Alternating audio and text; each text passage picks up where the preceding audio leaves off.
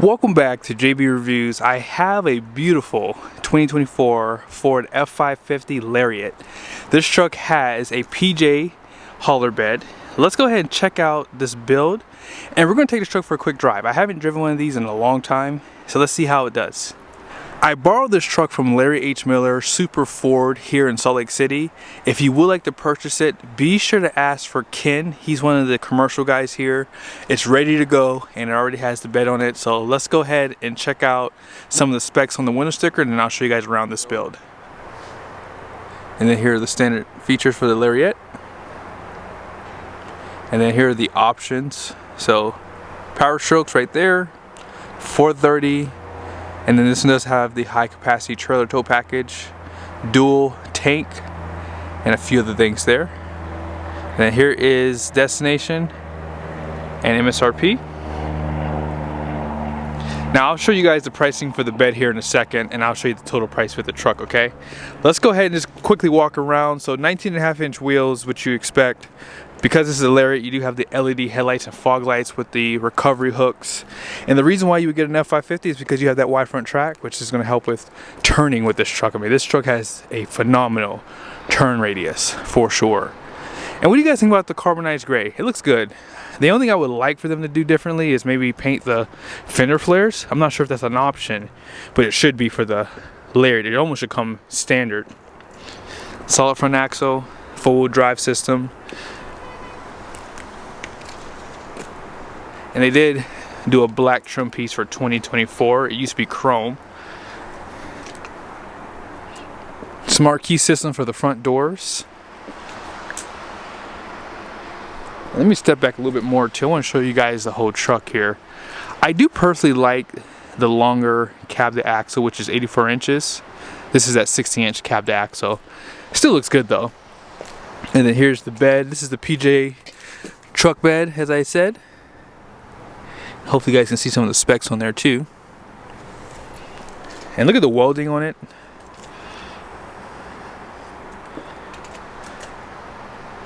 Really nicely done.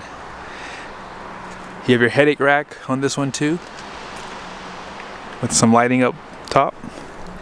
Some of your storage on the side here. And here's one in the rear.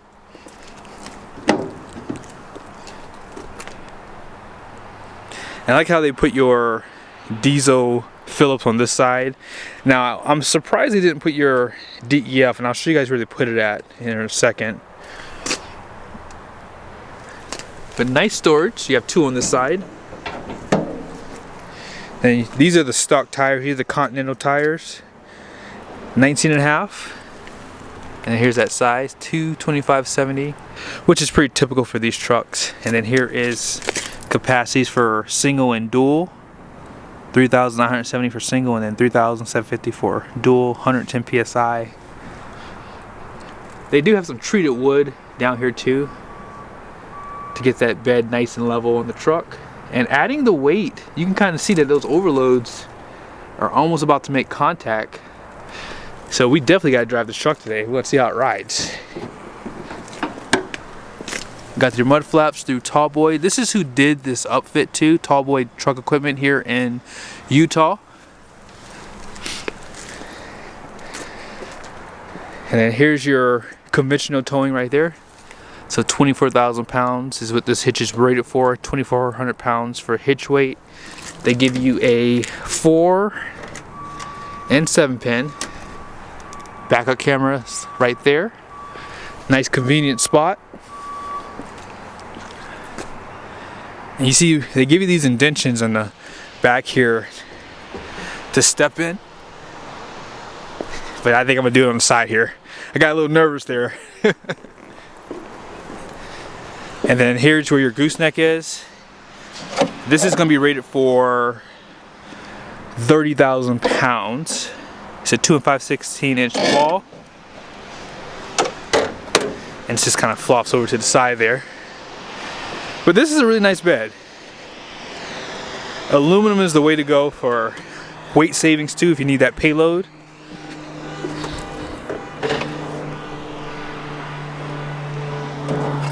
And they do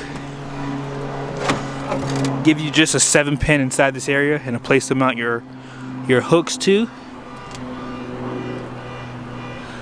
Looks like you have 7,500 pounds of hitch weight too for this gooseball too.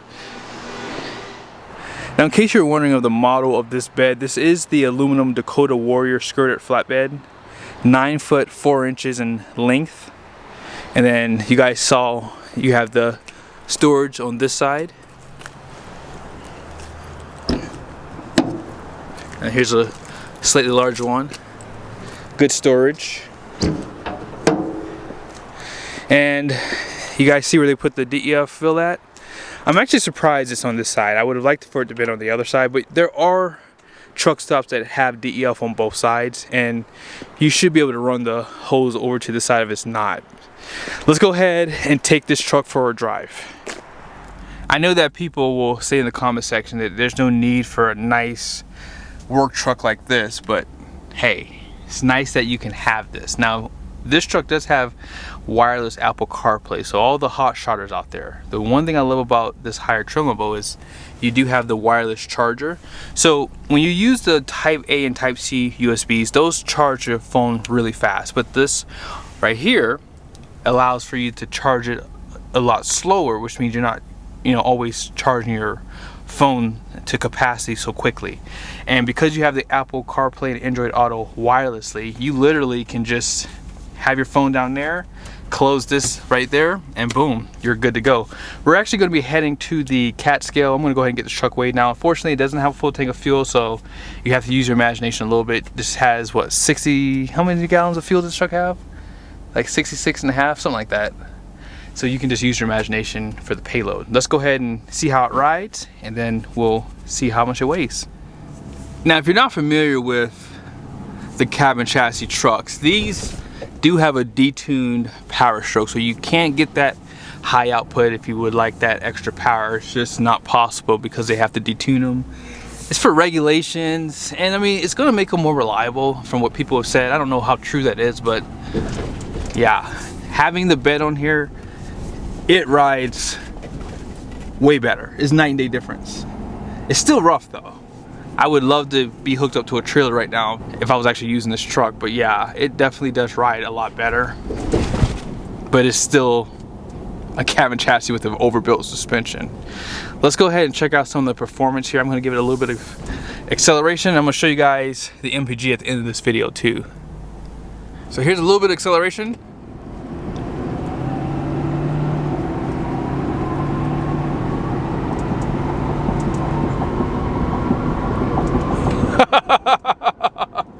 Wow. You know, I have to admit to you guys, I don't think I've ever driven a cabin chassis truck on my channel. And I forget just how slow these things are. Oh my goodness.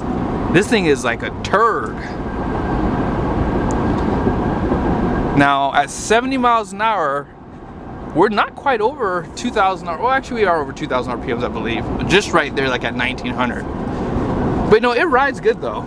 It's just, it's stiff. But having the bed is helping a ton. I'm not sure how much it weighs. But yeah, this truck is, this is nice. I think having the upgraded interior, you have heated and ventilated seats, you have the dual tanks also I believe on the screen that show. Yeah, this truck is, yeah, it's stiff. I'm sure you guys can probably see it in the camera, but we should be to the cat scale here in a few minutes, and then like I said, we'll go ahead and get this truck weighed, and then I'll show you guys what the payload is at the end of the video. Oh, look at that. That's the F350 though, by the way, with the holler bed on it, and that's a steel one too. The truck is officially weighed. I'll show that to you guys in a second, but I want to show you the backup camera really quickly. And I don't know if you guys saw, you can actually zoom in too. Now, let's go ahead and finish off the drive. I'm gonna do a quick run on the highway and then head back to the dealer. But it's what you would expect on this type of truck, guys. You saw the performance, it's not that great.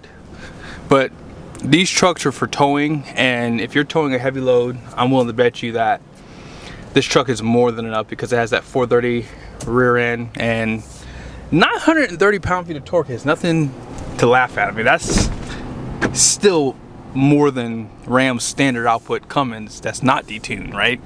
And I want to say they probably have class leading even above Ram 2 with the cabin chassis Cummins. So I just made it to the midpoint here. I'm gonna make my turn. I wanted to show you guys this right here that shows you both fuel tanks. The rear one is actually completely empty, but the one closer to the front has a little bit of fuel in there. So I'd like that they give that to you. Now, as you guys saw, this one does not have the extra fuel. And I will admit, I just drove this truck on the highway. I got over a bridge and man, I came out of my seat. So not having those overloads on the bump stops, it's really stiff. That's the beauty of having the steel bed. If you're not towing a lot, that would be the trade-off, is having the extra weight back there. But obviously if you add an extra fuel tank and add your gear and everything to the truck, that should give it enough weight to make this truck ride a little bit better. But it's definitely stiff right now. I mean, it's just no question about it. But let's go ahead and make our way back. I'll show you guys the fuel economy here. Here's where we are right now. I'll just show you really quickly. I did reset it at the fuel station when I got it weighed. So we're at 14. Oh wow. Oh wow. Not bad. So I reset it at the fuel station. So we're at 14. Let's see what we do when we get back to the dealer. Really quickly, here's what 80 miles an hour is. So yeah, obviously if you're going to be doing hot shot or something like that with this truck, you really want to be around 65 miles an hour for sure. 63, that's where you're going to get the best fuel economy out with this type of truck here. But you guys can see the mirrors, you can kind of see the headache rack there. It doesn't affect the view on the truck, and of course you can extend these out too. So once you extend them out, you have even better visibility around the truck and whatever you're towing. 13.1 mpg. We drove about 17 minutes, 13.5 miles. Not bad. Now here are the numbers on the door. Because this truck is factory incomplete, Tall Boys out of West Jordan, Utah, they put their sticker on here. Unfortunately, they do not show you the payload. So the gross axle weight rating up front, 6,000 pounds. The rear is 14,706 pounds. 19.5 is the gross fuel weight rating. All right. So here are the numbers from the CAT scale. Here's your front axle. That's the gross fuel weight. And then here's the rear at 4,060, so you have a ton of capacity on this truck. Now, total curb weight, now this is with me inside the truck too.